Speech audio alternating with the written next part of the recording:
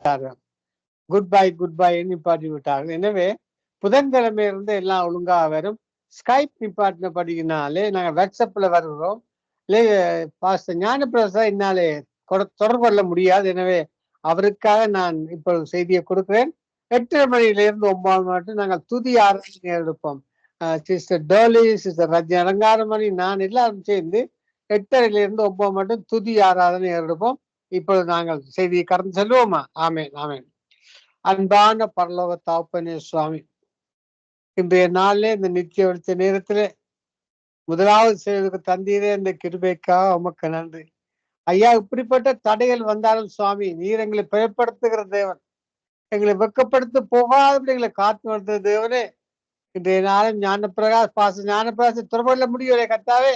அது ஒரு மனது ஆர்ந்த கட்டளை கொடுக்க வேண்டுமாக வச்சிருக்கேன் ஐயா. இந்த செய்தியை கொடுக்கும்போது சுவாமி, தொடக்கம் முதல் முடியும் வரை எந்த வித தடைகள் வராது ராஜா நீர் பாதுகாத்து வழிநடத்தும். நாம் ஒன்றே மயப்பட வேண்டும் சுவாமி ஐயா. இந்த சங்கமா வானொலியும் நித்திய வெளிச்ச நேரம் சேர்ந்து இரவு பகலாக உமது நாமத்தை மயப்படுத்த வார்த்தையை விதைக்கிறோம், பாடல்களை பாடுகிறோம், சாட்சியை சொல்கிறோம். காரணம் என்ன? உமது வருகையில எல்லோரும் எடுத்துக்கொள்ளப்பட வேண்டும் என்று தகத்தோடு வாங்கியோடு சுவாமி கையிட்டு செய்யும் ஒவ்வொரு காரியங்களையும் நீர் ஆசீர்வதித்து நீர் வழிநடத்த வேண்டுமாக ஜெபிக்கிறேன். இப்படிப்பட்ட தடைகள் வந்தாலும் சுவாமி, நீ தடைகளை முறியடிக்க முன்பாக கடந்து போகிற தெய்வமே, இந்த கிருபைக்கா இருந்து இன்றைய நாளில் சுவாமி இந்த செய்தியை நீர் என்ன மறுத்து நீர் பேச வேண்டுமாக எல்லாம் அல்ல இயேசு கிறிஸ்துவின் அதிகாரமுள்ள நாமத்தினாலே ஜெபிக்கிறேன் பரமபிதாவே. ஆமேன் ஆமேன்.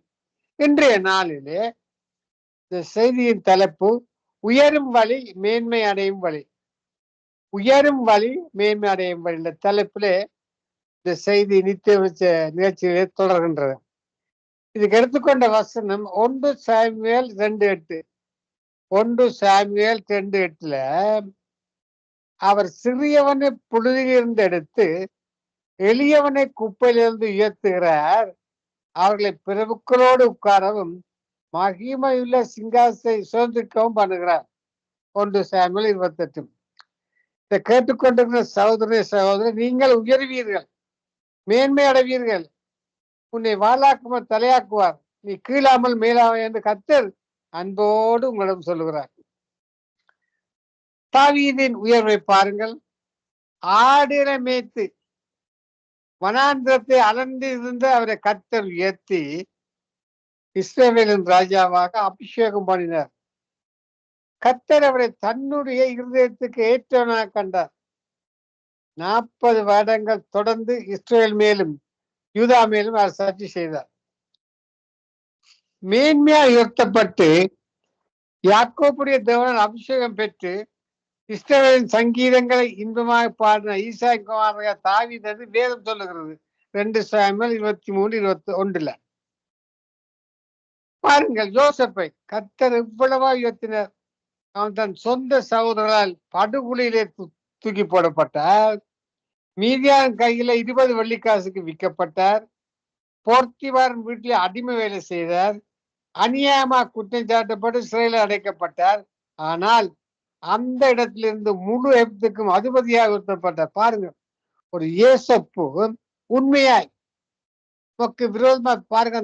அந்த பார்த்திபால் அவர் கேட்ட கேள்விக்கு தேவனுக்கு முன்பாக நான் எப்படி பாவம் செய்வதென்று பாருங்க. பிசாசானவன் இப்படித்தான் தேவ ஊழியர்கள் தேவ பிள்ளைகளை தன் பக்கம் திருப்புவான். இப்ப பிசாசு சொல்லிருக்கலாம் யோசேப்பிட்ட, யோசேப்பே நல்லொரு தருணமடா, இந்த சகோதரர்கள் கைவிட்டு விட்டார்கள், எல்லோரும் கைவிட்டு விட்டார்கள், நீ இவரோடு சேர்ந்து என்றால் நீ அரசனா வரலாம், மகிமையா இருக்கும் என்று பிசாசு சொல்லி இருப்பான், பயப்படாது என்று. ஆனால் யோசேப்பு சொன்ன காரணம் என்ன? அவன் தேவனுக்கு பயந்தபடினாலே விட்டுட்டு ஓடினான். தானியேல் உயர பாருங்கள். பபிலோன் சிறையிலே வேதனையை அனுபவித்த அவரை கர்த்தர் உயர்த்தினார். ராஜாக்கள் வந்தார்கள் போனார்கள். தானியேலோ அநேக வருடங்கள் அந்த தேசத்தில் உயர்ந்த பதவி வகித்தார். நேபுகாத்நேசர், தரியு, பெல்குதாஸ் ராஜாக்களின் காலத்துல எல்லாம் தானியேல் இருந்தது. ஆமென். வேதம் முழுவதிலும் கர்த்தரால் உயர்த்தப்பட்ட அநேக பரிசுத்தவான்களுடைய வாழ்க்கை வரலாறு கொடுக்கப்பட்டிருக்கிறது. அதை வாசிக்கும் போதெல்லாம் நம்முடைய உள்ளத்தில் நம்பிக்கை வருகிறது, விசுவாசம் சுரக்கிறது. அவைகள் எல்லாம் உயர்த்தி மேன்மைப்படுத்தின ஆண்டவர் என்னை உயர்த்துவார். ஆம், நம்முடைய தேவன் பட்சம் இல்லாதவர் இல்லை. பாருங்கள், பரதேசியாய் ஆடுகளை மேய்த்து கொண்டு ஊரண்ட கல்தேர் பட்டணத்திலிருந்து ஆபிரகாமை அழைத்த கர்த்தர் கானானை சொந்தமாய் தரவில்லையா? உங்களை பார்த்துவார், அவர் கொம்பு மகிமையாக உயர்த்தப்படும். பாருங்கள், இயேசுவின் சீஷர்கள் எல்லாம் போதுமான கல்வி அறிவு இல்லாதவர்கள், மீன்பிடிக்கிறவர்கள், கலிலேயாவை சேர்ந்தவர்கள். ஆனால் அவர்கள் கர்த்தர் பெரிய அப்போஸ்தலர்களாக மாற்றிவிட இல்லையா? ஆவியின் வரங்களினாலும் வல்லமையினால் நிரப்பி அற்புதமாய் பயன்படுத்தவில்லையா? உங்களையும் உயர்த்துவார். எல்லா உயர்வும் கர்த்தரிலிருந்து வருகிறது. பாருங்க, ஒரு ஊழியக்காரன், ஒரு விசுவாசின் உயர்வு கர்த்தரிடத்திலிருந்து தான் வரும். நாங்கள் வேதத்தை அதிகாலையிலே தியானித்து அபியாசப்படுத்தி ஜெபம் பண்ணி துதித்து ஆராதித்து ஆவியின் அபிஷேகத்தை பெற்றுக் கொள்ளும் பொழுது கர்த்தர் எங்க உயர்த்துவார். ஒரு நாளைக்காக நான் துதிக்க ஆராதிக்கப்பட்ட பிசாசு பலவித தொந்தரவை கொண்டு வருவார்.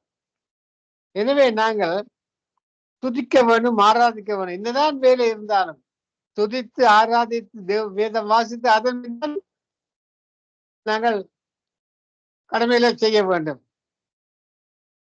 சிலரை கர்த்தர் உயர்த்தும் போது பெருமை அடைவார்கள். எனக்கு தெரியும், சில ஊழியக்காரர் பெருமை வந்த உடனே அங்கே ஆவியானவர் அவரை விட்டு போய்விடுவார். தங்களுடைய திறமையினாலும் சமர்த்தியத்தினாலும் உயர்ந்தாக சொல்வார்கள். தங்களுடைய பிள்ளைகள் படித்து உத்தியோகத்துக்கு வரும்போது, என் மகன் சமர்த்திசாலி, அவன் நன்றாக படிக்கிறான், ஆகவே இந்த வேலை கிடைத்து. இதனால் கர்த்தர் தொடர்ந்து அவர்களை ஆசிரிக்க முடியாமல் போய்விடும். சில பேர் சொல்லுவார்கள், நான் கேட்டிருக்கேன், சில சொல்லுவார்கள், ஊழியருக்காக படிக்க வேண்டும், உங்களோட பிள்ளைகள் எல்லாம், ஆம்பளை பிள்ளைகள் எல்லாம் ஊழியம் செய்ய கற்றுக் கொடுங்கள் என்று சபையில சொல்லுவார்கள். ஆனா அவருடைய பிள்ளைகள் எல்லாம் யூனிவர்சிட்டி டாக்டர் இன்ஜினியர்ஸ் படிக்கிறார்கள். இருக்கட்டும். தேவனுடைய அன்பு, தேவை, காரணியம் எவ்வளவு பெரியது. ஒரு தகப்பன் பிள்ளைகளுக்கு இறங்குறது போல நம்முடைய உயர்வு மேல் அவர் எவ்வளவு கண்ணும் கருத்துமாய் விட்டவராய் இருக்கிறார். தன் பிள்ளைகள் படிக்க வேண்டும் என்று தாய் தகப்பன் தியாகம் செய்வது போல கர்த்தர் மனதுருக்கத்தால் நம்ம உயர்த்தி மேம்படுத்த சித்தமானார். அல்லேலூயா. பிலிப்பியர் 2:6 வாசித்து பாருங்கள். பிலிப்பியர் 2:6. அவர் ஐஸ்வர்யமுள்ளா இருந்தும் நீங்கள் அவருடைய தரித்திரத்தினாலே ஐஸ்வர்யாகும்படி உங்கள் நிமித்தம் தரித்திரனானே. 2 Corinthians 8:9. மண்ணுக்குரிய நம்மை விண்ணுக்குரியலாய் உயர்த்தும்படி அவர் நமக்காக ஏற்றுக்கொண்ட தியாகம் எவ்வளவு பெரியது பாருங்கள். பரலோக ராஜ்யத்திலிருந்து இறங்கி வந்து எங்கள் பாவங்கள் சாவலுக்காக தண்ணியே பலியா ஒப்பு கொடுத்த தேவன். அவர் எந்த அளவு நம்ம உயர்த்துகிறார். தேவதூதர்களுக்கு மேலாக நம்ம உயர்த்த சித்தமாகி உன்னதத்தில் அவரோடு கூட உட்கார செய்தார். அநேக பிள்ளைகளை மாய்மேல் கொண்டு வர சேர்க்கும்படி அவர் உயர்த்தவர்கள் நடத்துக்கு சென்ற பாருங்கள்.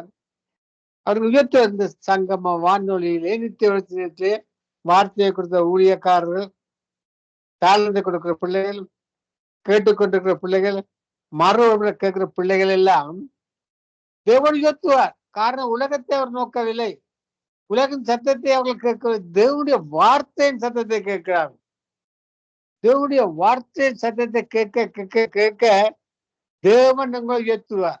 வார்த்தையிலே வல்லமை உண்டு, நாமத்திலே வல்லமை உண்டு. என்ன நீங்கள் வேண்டிக் கொள்ளுகிறதற்கும் நினைக்கிறதுக்கு மிக மிக அதிகமா உயர்வை கர்த்தர் உங்களுக்காக வைத்திருக்கிறார். ஆனால் உயர்வின் ரகசியத்தை நாம் கண்டிப்பாக அறிந்து கொள்ள வேண்டும். கேட்டுக்கொண்ட சகோதரியே பாருங்கள், மனம் திரும்புவதனால் உயர்வு. மனம் திரும்புகிற ஒரு பாவியின் நிமித்தம் பரலோகத்தில் மிகுந்த சந்தோஷம் உண்டாயிருக்கும். லூக்கா 15. பாருங்கள், மனம் திரும்பும் பொழுது, ஒரு பாவி மனம் திரும்பும் போது இயேசு பார்க்கிறார், தூதர்கள் பார்க்கிறது ஒரு ஆனந்தம் சொல்வாகும். படிப்பிலே உயர்வுண்டு, உழைப்பிலே உயர்வுண்டு, விடாமுயற்சியிலே உயர்வுண்டு, உண்மைதான். ஆனால் மனம் திரும்பி ஒருவன் கிறிஸ்துவண்டை வருவது என்றால் அந்த உயர்வு 1000 மடங்கு மேன்மையானது. உலகத்திலே சிறந்தது ஆண்டவரை சொந்த ரட்சகராகி மனம் திரும்பி ஆண்டவரை சொந்த அழைத்துக் கொள்ள வேண்டும். அதுதான் சிறந்த படிப்பு.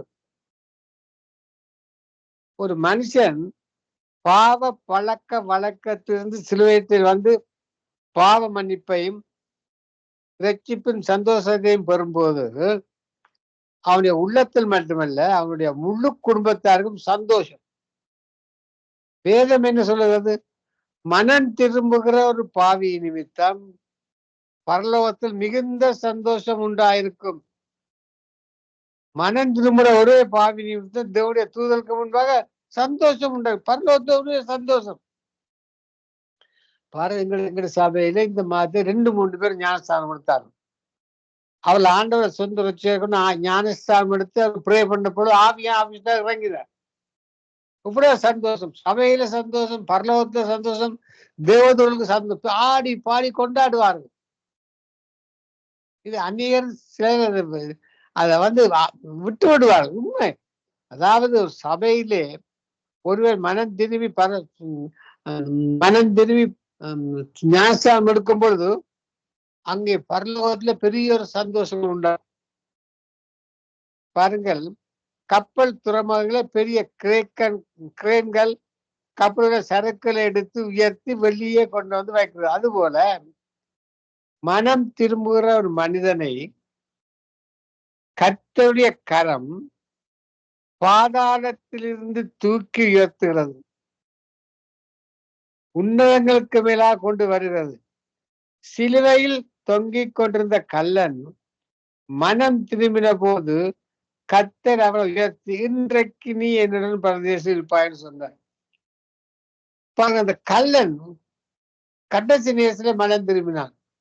அநேகர் கேட்கிற பலவிதமான கேள்விகள்.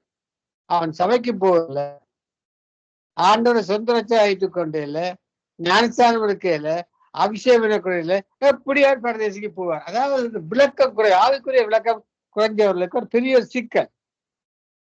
அவன் மனம் திரும்பிட்டான். என்றால் இயேசுவோட இயேசுட பாடுகள் எல்லாம் அவனுக்கு தெரியும், இவர்கள் ஒரு பிழையுமில்லை, அநியாயமா கொள்ளுகிறார்கள். அவன் மனம் திரும்பும் பொழுது இன்றைக்கு நீ என்னுடைய பரதேசி இருப்பான்னு சொன்னார். பாருங்க, ஆயக்காரனுடைய மரணத்தை பார்க்கிறோம். பாவத்தால் மனம் நொந்து தேவனுடைய ஆலயத்துக்கு தூரமா இருக்குது. கண்களை கூட வானத்துக்கு எடுக்க துணியாமல் தன் மார்பிலை அடித்துக்கொண்டு பாவியாக என் மேல் கிருவியாயிரும் என்று ஜெபித்தான். அது நீதிமாக்கப்பட்டவா சென்றான். கேட்டுக்கொண்டிருக்க சகோதர சகோதரியே, கெட்ட குமாரன் ஒரு நாள் பாவ உணர்வை அடைந்து தகப்பனும் திரும்பிய போது தகப்பன் மனதுனார். இந்த கெட்ட குமாரன் ஆதி காலத்திலேயாம் ஒருவன் குடும்பத்தை விட்டு வெளியே போனால், பிரச்சனைப்பட்டு இப்படி போனால் திரும்பி வரும்போது கல்லெறிஞ்சு கொள்ள வேண்டும். பழைய ஏற்பாட்டில் இருக்கின்றது, கல்லெறிஞ்சு கொள்ள வேண்டும். ஆனால் இந்த தகப்பன் எல்லாத்தையும் மறந்து மனதுருகினார். எங்களுடைய அப்பா இயேசு, அவரும் மனதுர தேவனாய் இருக்கிறார். எதிர்கொண்டு ஓடினான். அவனை கூலிக்காரர்ல சொந்தமானா ஏற்றுக்கொண்டார். அல்லேலூயா. புது வஸ்திரங்களை கொடுக்க சொன்னார், புது மோதிரத்தை போட சொன்னார், பாதரட்சைகள் அணிவித்தார். கொளுத்த கண்டு அடிக்கப்பட்டது, கீத வாத்தியங்கள் முழங்கின, அந்த வீடு நடன கழிப்பாய் மாறுது. பாருங்க, ஒருவன் அதாவது புத்தி தெளிந்த வேதத்தவள் அப்படித்தான் இருக்கு. புத்தி தெளிந்த போது கெட்டவமாறு போனா எல்லா காசையும் வச்சுட்டான். பண்டிகை தவிட்ட சாப்பிட்டான். அப்பொழுது புத்தி தெளிந்த போது கேட்போன்ற வருகிறார். அதே மாதிரி எங்கட அப்பா நான் என்ன பிழை செய்தாலும் நான் அப்பாட திரும்பி வரைக்கும் அப்பாண்டு கத்திக்கொண்டு வரைக்கும் அப்பா என்ன நாங்க குற்றங்கள் குறையில மன்னித்து அரவணைத்து ஆசீர்வதிப்பேன். பாருங்க, தன்னட்டு வருகிற ஒருவரையும் அவர் புறம்பே தள்ளுவதில்லை. மனம் திரும்பி இறைச்சிக்கப்படுவதனால் தேவனுடைய பிள்ளைகள் எனப்படுகிறோம். அப்பா பிதாவே என்று அழைக்கிற புத்திர சுவராகவே பெற்றிருக்கிறோம். பாருங்கள், நாங்கள் அப்பா பிதாவே பிதாவே அப்பா பிதாவேன்னு சொல்லும்போது இந்த உலகத்தை இவன் காண்டவனா இருக்கிறான், இவனுக்கு அப்பா இருக்கு, மேகத்தை பார்த்து அப்பா பிதாவே என்று கதை இருக்கிறான். அவனுக்கு அதாவது இந்த தேவத்தின் ரகசியங்களை தெரியாது. எங்களுக்கு ஒரு அப்பா இருக்கிற பரலோகத்துல, அதை நாங்கள் பார்க்கிறோம். இவர்கள் நினைக்கிறான் இவனுக்கு அப்பா இருக்கக்கூடிய இவன் பரலோகத்தை பார்க்கிறான், மண்ட கல்லட்டோடு யோசிப்பாரு. தாழ்மையிலே உயர்வு, சரியா? தாழ்மையிலே உயர்வு. தன்னைத்தான் தாழ்த்துகிறவன் உயர்த்தப்படுவான். எந்த ஒரு விசுவாசியும் எந்த ஒரு தெய்வ தங்களை தாழ்த்த வேண்டும். அடிமையா நல்லா தாழ்ந்து போக வேண்டும். தாழ்ந்து போகும் பொழுதுதான் தேவன் எங்களை உயர்த்துவார். ஒருவன் தன்னைத்தானே உயர்த்தி கொண்டிருக்கும் போது அவன் அறியாமல் பெருமை உள்ளே வருகிறது, மனம் மட்டுமே அவன் ஆடிக்கொள்கிறது, அவன் மற்றொரு தாழ்வா என்ன ஆரம்பிக்க. இது அவனுடைய பிடிச்சிக்க ஆரம்பம். சில பேர்கள் பாருங்க, நான் பார்த்திருக்கிறேன், தர்மம் செய்வார்கள். ஒரு $100 கொடுத்து போட்டு அவர்கிட்ட தான் தர்மம் செய்த ஊருக்கு காட்டணும். இந்த சந்தியில வந்து சந்தியில வறுமையோட சங்கிலியோட வருவார், வந்து நிற்பார், தான் தர்மம் செய்து போட்டு அந்த தர்மம் ஏற்றுக்கொள்ளப்பட மாட்டார். ஆமென் ஆமென். ஆதி மேன்மையை காத்து கொள்ளாத தூதர்கள் ஏன் விழுந்தார்கள்? தூதர்கள், ஆண்டவரோட தூதர்கள் ஏன் ஐயா விழுந்தார்கள்? அது அவர்களுடைய பெருமை. தேவதூரிலிருந்து அழைக்கப்படுற உன்னதமான நிலையிலிருந்து அசுத்த ஆவிகளாய் பிசாசுகளாய் கீழே விழுந்தார்கள். பாருங்கள், தூதர்கள் பாவம் செய்து விழுந்தவனை பார்க்கும் ஆவிக்குரிய பெருமை அடைந்து விழுந்தவன் அநேகம் பேர். அதனால் வேதம் சொல்லுகிறது, ஆவியில் எளிமை உள்ளவர்கள் பாக்கியவான்கள், பரலோக ராஜ்யம் அவருடையது. ஆவியில் எளிமையுள்ளவர்கள் பாக்கியவான்கள்.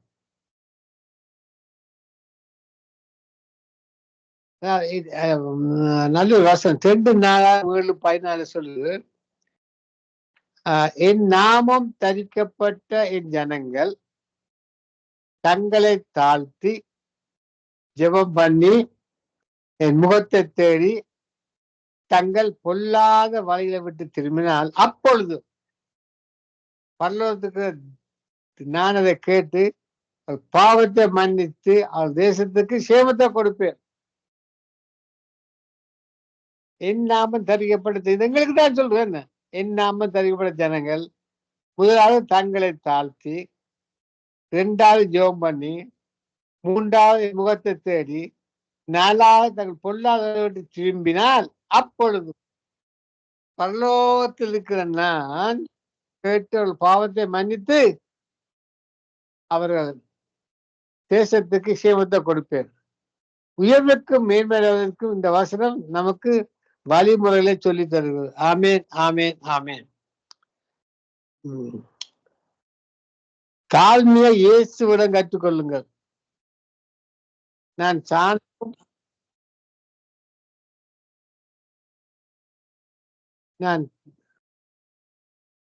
தாழ்மையை இயேசுவிடம் கற்றுக்கொள்ளுங்கள்.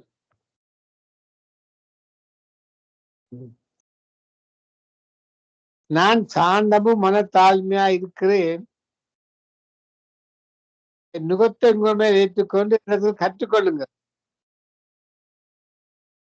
அப்போ ஆத்மாவுக்கு இழைப்பாடல் கிடைக்கும்.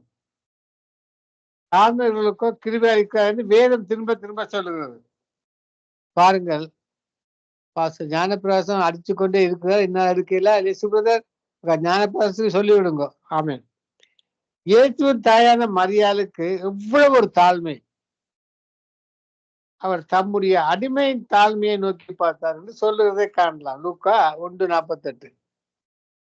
அந்த தாழ்மையை கண்ட தேவதூதன் மரியாதை வாழ்த்தும் போது, கிருபை பெற்றவளே வாழ்க, நீ தேவனத்தில் கிருபை பெற்றா என்று சொன்னார். லூக்கா 1:28-30 நீங்கள் வாசிக்கலாம். எப்படி நம்மை தாழ்த்துவது? நல்ல ஒரு கேள்வி. என்ன இப்ப நாங்கள் தேவனுடைய புள்ளி இல்லாம எப்படி நம்மை தாழ்த்துவது? பவுல் என்ன சொல்றார்? நீங்கள் எழுதப்பட்டதற்கு மிஞ்சி என்ன வேண்டாம். மேன்மை பாராட்டுவன் கர்த்தரை குறித்து மேன்மை பாராட்ட கடவன். தன்னைத்தானே புகழ்கிறவன் உத்தமன் அல்ல, கர்த்தரால் புகழப்படுகிறவனே உத்தமன். 2 கொரிந்தியர் 10:17-18 வாசித்து அறிந்து கொள்ளுங்க. ஏசாயா தன்னை தாழ்த்து, ஐயோ அதமானேன், நான் அசுத்த உதர்வுள்ள மனுஷன், அசுத்த உதர்வுள்ள ஜனங்களில் வாசமாயிருக்கிறேன் என்றார். பாருங்க, தாவீது தன்னை தாழ்த்துறார். நானும் ஒரு புழு மனுஷன் இல்லை, மனுஷரால் நிந்திக்கப்பட்டும் ஜனங்களால் அவமதிக்கப்பட்டும் இருக்கிறேன். அப்போஸ்தலர் பவுல் தன்னை தாழ்த்தினார். எல்லோரிலும் பிரதான பாவினா. தேவனுடைய பிள்ளைகளே, இதை கேட்டுக்கொண்டிருக்கிற சகோதரே சகோதரியே, மறு ஒருபட கேட்கிற பிள்ளைகளே, தேவனுடைய பிள்ளையை உயர்த்தப்பட வேண்டுமா? கர்த்தருக்கு முன்பாகவும் மனுஷருக்கு முன்பாக ஊழியக்காரருக்கு முன்பாக தாழ்மையோடு நடந்து கொள்ளும். தாழ்மைதான் முக்கியம். பெருமை வரும்போது அவ்வளவுதான். பெருமை அகங்காரம் வந்தவுடனே சத்துருவாக பிடிச்சுக்கிடுவான். நீ நம்ம ஆளுடா, வாடா என்னோட என்று. அடங்கி இருந்தா உயர்வு. 1 பேதுரு 5:6 1 பேதுரு 5:6 வாசிக்கும் பொழுது, ஆகையால் ஏற்ற காலத்தில் தேவன் உங்களை உயர்த்தும்படிக்கு அவருடைய பலத்த கைக்குள் அடங்கி இருங்கள். 1 பேதுரு 5:6 மீண்டும் மறுமுறை வாசிக்கிறேன். ஆகையால் ஏற்ற காலத்தில் தேவன் உங்களை உயர்த்தும்படிக்கு அவருடைய பலத்த கைக்குள் அடங்கிருங்க. பாருங்கள், அடிமட்டத்திலே சாதாரண நிலைமையில யாரும் இருக்க விரும்ப மாட்டார். சமுதாயத்தில் உயர வேண்டும், அந்தஸ்தில் உயர வேண்டும், வருமானத்தில் உயர வேண்டும் விரும்புவார்கள். சிலர் ஏற்ற காலத்தில் உயரும்படி அடங்கிடாமல் குறுக்கு வழிகள் கொண்டு முயற்சிக்கிறார். இன்றைய நாள் அப்படித்தான். குறுக்கு வழி திடீர்னு முன்னேற வேணும். குறுக்கு வழி. எஜமாட்டியின் கைக்குள் அடங்கிடாமல் அலைந்து திரிந்த ஆகார பார்த்து தூதாவன் சொன்ன, நீ நாச்சாரத்தில் திரும்பி போய் அவள் கைகளில் அடங்கியது. அப்படி ஆகார் திரும்பி சென்று அடங்கியிருந்த போது கர்த்தர் ஆகார சந்ததியை பெருகப்படுகிறார். ஆதியாகமம் 16:9. பாருங்க, அந்த குஞ்சுகள் தங்கள் பருவம் வரும் வரையிலும் கூட்டுக்குள் அடங்கி இருக்க வேண்டும். என்ன காலத்துக்கு முந்தி பறக்க நேரத்தால் ஆபத்திலே போய் முடியும். ஊழியத்திலும் கூட சிலர் அவசரப்பட்டு தங்களுக்கு மேல ஊழியருக்கு அடங்கிடாமல் பாதியிலே புறப்பட்டு விடுகிறார்கள். சபையை ஸ்தாபிக்கிறார்கள், புற சந்தியில பீடாரிப்பார்கள். நீ கர்த்தருக்கு காத்திருந்து அவருடைய வழியை கைக்கொள், அப்பொழுது நீ பூமியை சொந்திக் கொள்வதற்கு அது உன்னை உயர்த்துவ. பாருங்க, கர்த்தர் யோசுவாவை உயர்த்துவதற்கு முன்பு ஏறக்கூடிய 40 ஆண்டுகள் மோசைக்கு கீழே பொறுமையே அடங்கி இருந்தார். எலிசாவை உயர்த்துவதற்கு முன்பு ஏறக்கூடிய 14 ஆண்டுகள் மூத்த தீர்க்கதரிசியாகிய எலியாவின் கைக்குள் அடங்கி பொறுமையுடன் காத்திருந்தார். அப்படியே யோசேப்பு எகிப்திலே உயர்த்தப்படுவதற்கு முன்பு ஏறக்கூடிய 13 ஆண்டுகள் பொறுமையா இருந்தார். ஆபிரகாம் கர்த்தரால் வாக்கு பண்ணப்பட்ட ஈசாக்கை சொந்திக் கொள்வதற்கு 25 ஆண்டுகள் காத்திருந்தார். காத்திருக்கிற காலம் வீணாக்கப்பட்ட காலம் அல்ல. தெய்வீக பலத்தாலும் வல்லமையினாலும் இடக்கட்டிக் கொள்வதற்கு என்ற காரணம் வரும். தேவனுடைய பிள்ளைகளே, ஒவ்வொன்றுக்கும் ஒவ்வொரு காலம் உண்டு. கர்த்தர் உயர்த்துகிற காலம் நிச்சயமாகவே உண்டு. அவர் ஒவ்வொன்றையும் அதினத்தின் காலத்திலே நேர்த்தியாய் செய்வார். பாருங்கள், நீதிமன்றங்கள் 13:12 சொல்லுது, நெடுங்காலமாய் காத்திருக்கிற இதயத்தை எனக்கு பண்ணும், விரும்பினது வரும்போது ஜீவத்தை போல் இருக்கும். ஒவ்வொன்றுக்கும் ஒவ்வொரு வேலை உண்டு. கானா ஊரில் திராட்சரசம் குறைபட்ட போது கர்த்தர் வேலைக்காக காத்திருந்தார். ஏற்ற வேலை வந்தபோது தண்ணீரை திராட்சரசமாக கொடுத்தார். கர்த்தர் ஒருபோதும் அவசரப்பட மாட்டார். அவருடைய கடிகாரம் முந்தியும் ஓடுவதில்லை, பிந்தியும் ஓடுவதில்லை. உங்களுக்கென்று வைத்திருக்கிற காலத்தில் கர்த்தர் உங்களை மேன்மையாக உயர்த்துவார். பாருங்க, இயேசு கிறிஸ்துவும் கூட வாலிப வயதில் உடனடியாக ஊழியத்தை செய்ய வந்துவிடவில்லை. 30 வருடங்கள் பெற்றோருக்கு கீழ்ப்படிந்திருந்தார். ஞானஸ்நானம் ஜோர்தான் நதிக்கு வந்தார். பரிசுத்த ஆவியினாலும் வல்லமையினாலும் நிறுவப்பட்ட பிறகு ஊழியத்தை செய்தார். பூமியிலே அவருக்கு ஊழியம் செய்த கிட்ட காலம் 3.5 ஆண்டுகள் காலம் தான். இதெல்லாம் யோசித்து பார்த்தேன். ஏனியா 3.5 வருடம் தான் அந்த ஊழியம். இந்த கேள்விக்கு விடையினாலே கண்டுபிடிக்க முடியவில்லை. பெரிய பெரிய தத்துவ ஞானிகள் ஆயுள் எல்லாம் பேசிய வார்த்தைகளை பார்க்கலாம். கிறிஸ்து 3.5 ஆண்டுகள் பேசிய வார்த்தைகள், உபதேசங்கள் எவ்வளவு சிறப்புடையது. அதை குறித்து சாட்சியத்தை செய்வர்கள். அந்த மனுஷன் பேசினது போல ஒருவன் ஒரு காலம் பேசினதில்லை. யோவான் 7:46. நாம் கர்த்தருடைய கரத்திலே அடங்கி இருக்க கற்றுக்கொள்ள வேண்டும். சாதாரணமாக இந்த கொக்கை கவனித்து பாருங்கள். ஓடும் மீன் ஓட ஒரு மீன் வரணும், வாடி இருக்குமா கொக்குன்னு சொல்லுவாங்க. சரியான மீன் வரும் பொழுது, நல்ல கொளுத்த மீன்கள் வரும் பொழுது காத்து வந்து தபக்கன் கொத்தி விழுந்து விடும். காத்திருந்தல் என்ன பாருங்க. எசாயா 40:31 நல்ல ஒரு வசனம். கர்த்தருக்கு காத்திருக்கிறவர்களோ புது பிலன் அடைந்து கழுகளை போல செட்டையில அடித்து எழும்புவார்கள். அவர் ஓடினாலும் விழப்படியார்கள், நடந்தாலும் சோர்ந்துவார்கள். அருமையான ஒரு வசனம். கர்த்தருக்கு காத்திருக்கிறவர்களோ புது பிலன் அடைந்து கழுகு போல் செட்டையில் அடித்து எழும்புவார்கள். அவர் ஓடினாலும் விழப்படியார்கள், நடந்தாலும் சோர்ந்துவார்கள். உயர்த்தப்படுவதற்கு நாம் கர்த்தருடைய பாதத்திலே காத்திருக்க வேண்டியது அவசியம். காத்திருந்து விடாபடியா ஊக்கமா ஜெபிக்க வேண்டியதும் அவசியம்.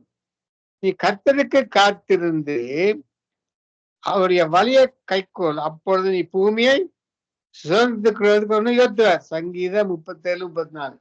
சங்கீதம் 37:34. பாருங்க, பெரிய ஊழியக்காரன் நல்ல அனுபவம் இருந்தவர்கள் எல்லாம் தேவ சமூகத்தில் எடுத்திருந்து அனுதினம் கர்த்தருடைய ஆலோசனைகளையும் கட்டளையும் பெற்றார்கள். அவர்கள் ஏனோ தானோ ஒன்று அவசரப்பட்டு சுயஞானத்தை இறங்குவதில்லை. இப்ப எல்லாம் இந்த திடீர் இட்டலி, திடீர் பூரி, திடீர் தோசை என்றெல்லாம் வந்து விட்டது. என்ன அவசரப்படக்கூடாது. தேவனுடைய பாதத்தில் அமர்ந்திருக்கும் போது பொறுமையோடு காத்திருக்க வேண்டும். பொறுமையோடு காத்திருக்க வேண்டும். பரிசுத்த ஆவியை பெற்றுக்கொள்ளும்படி சீசருக்கு ஆலோசனை கிறிஸ்து அதற்காக எருசலேம் நேரத்தில் காத்திருங்கள் சொன்னார். ஏறக்குறைய 120 சீசர்கள் மேல் வீட்டு அறையிலே வாக்குத்தத்தம் பெறப்பட்ட பரிசுத்த ஆவியை காத்திருந்து ஜெபித்துக் கொண்டிருந்தார்.